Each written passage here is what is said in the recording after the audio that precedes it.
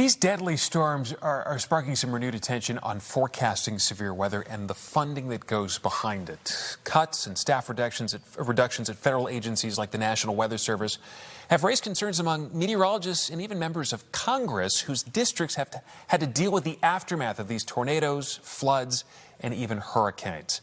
Investigative reporter Bennett Haeberle is here on the story tonight. Bennett? Yeah, Stephen, let's think back a year ago. DOGE restructured the federal workforce, firing, rehiring, and refiring federal workers, including meteorologists and storm modelers. And while many of those jobs were restored last summer after the devastating Texas flooding, and after what we saw last night, there are now renewed calls to reinvest and restore even more positions.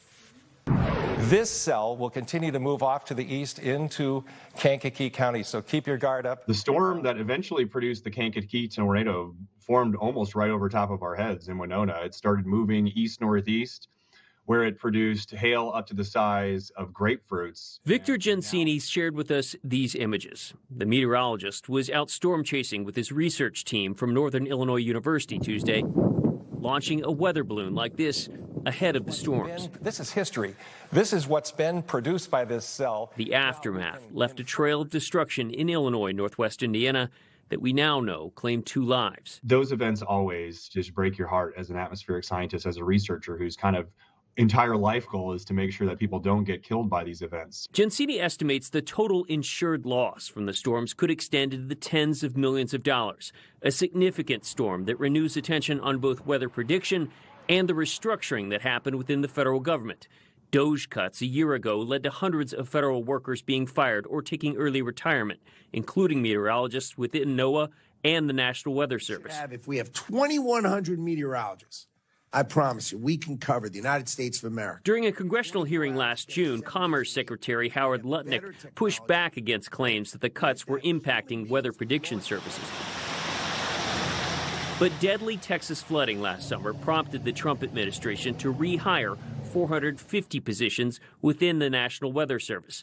To be clear, Gensini says, cuts and restructuring likely did not affect the National Weather Service performance in Illinois Tuesday, but he says there is more work to be done to restore cuts to weather balloon launch sites that can help meteorologists make advanced weather predictions days ahead of the storms. We should be playing offense, not only in terms of engineering, infrastructure, and resiliency to these disasters and hazards, but also making sure that we have the proper workforce able and willing to be out there. A spokeswoman for the Commerce Department tells us the National Weather Service is, quote, adequately staffed to meet the mission and remains ready ahead of severe weather events.